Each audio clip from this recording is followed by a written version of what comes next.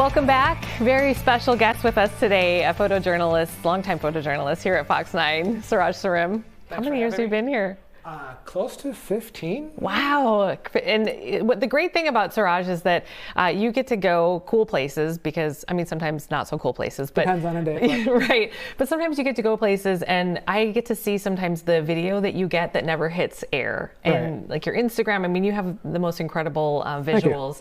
And so you got this opportunity to go to the Wildcat Sanctuary, which a lot of people know is in Sandstone, not open to the general public. And just in a nutshell, their mission, they want to create a natural environment that's peaceful for these big cats that have nowhere else to go. So tell me a little bit about, you know, your experience there, and it's really, again, a unique opportunity, right? Yeah, we saw an email come through about a press release that they're going to open up a catio town. So I've been pushing like, hey, that's an excuse to get up there. So finally got a chance to go up there, and thanks to Judson, who took me around, showed me, introduced me to all the animals, and we got to see different animals, tigers and lions and little cats, and talked to me about their little cat crisis, which apparently a lot of social media influencers are buying hybrid cats and thinking that it's cool for the likes, and then realizing they're still wild cats and they're having to abandon them in the streets and take them back.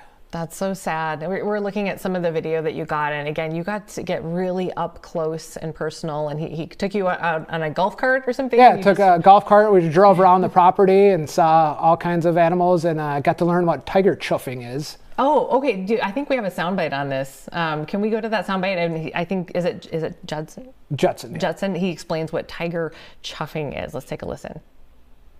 Another thing we might hear a lot is a tiger chuff. Yes, Miss Indy, and you had an interesting start to your life, huh? And those are the tiger chuffs I was talking about. Just a little kind of a tiger hello, if you will.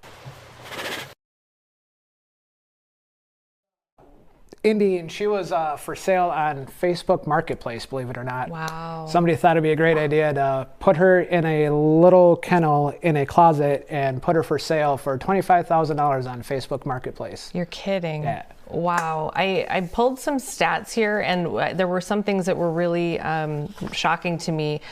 So the exotic pet trade is second only to the billion-dollar trade in drugs. And obviously they need a place to go when things like this happen. They're surrendered, dumped wherever, and they need a safe place to go, which is why we have a place like this sanctuary.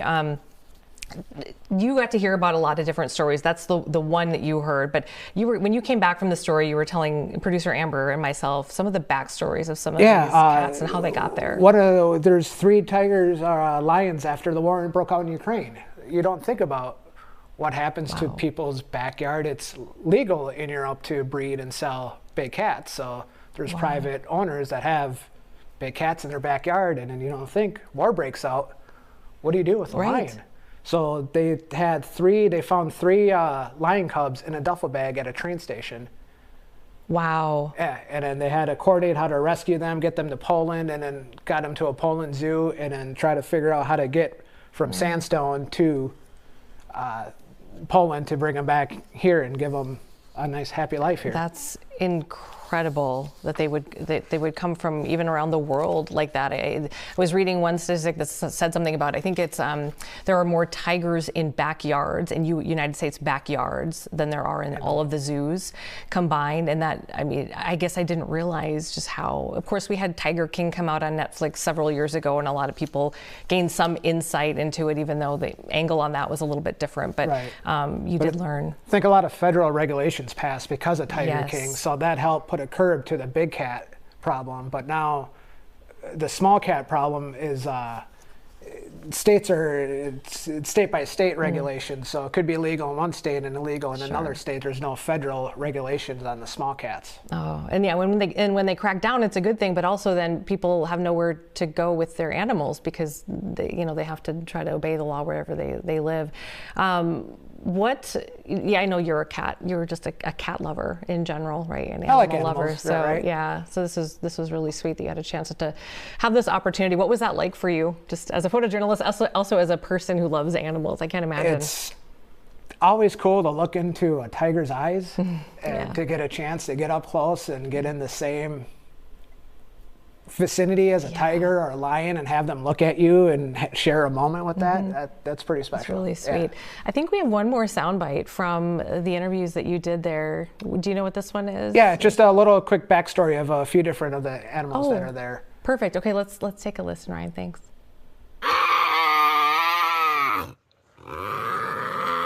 Indy was fortunately discovered online by authorities in Arizona when she was put up for sale on Facebook Marketplace. Daisy came from a closed down roadside zoo in Michigan. We were called to rescue 4 cats from a private owner in Indiana.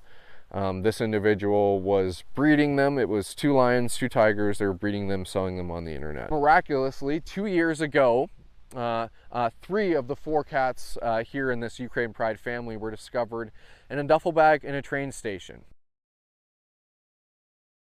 So those are just some examples of the backstories of a lot of the cats that are there. Incredible. So I should mention, tomorrow we are going to run during this hour about an 8-minute long piece that you've put together. A lot of gnat sounds, a lot of... just Judson taking me around the property and introducing us to all the cats that are there. Really looking forward to that. So definitely tune in, then we'll put it on social media as well, so you can always go watch it on YouTube later.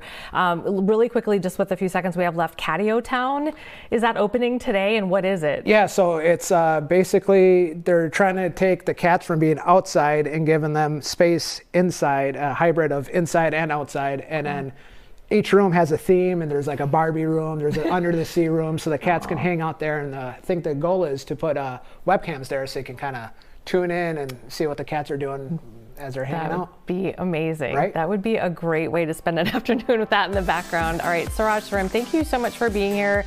We appreciate you and the work that you do for us.